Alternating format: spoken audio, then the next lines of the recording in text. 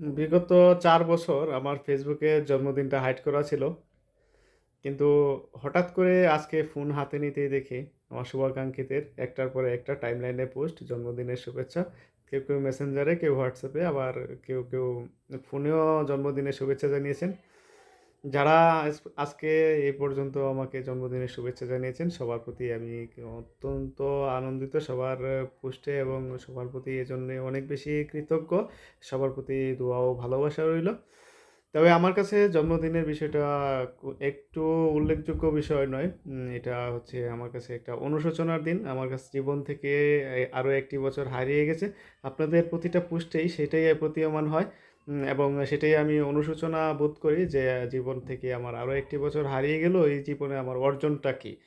এবং আজকে থেকে আগামী ১ বছর বাঁচবো কিনা জানি না। তবে আগামী বছর যে জন্মদিনে একই দিনে কিন্তু আমার এই ১ বছরের ভালো-মন্দ হিসাবটা আমার টানতে হবে।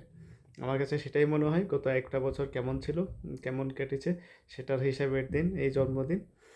যাই হোক পরিশেষে সবার প্রতি দোয়া ও ভালোবাসা এবং কৃতজ্ঞতা জানাই। সবাই ভালো থাকবেন। আসসালামু আলাইকুম।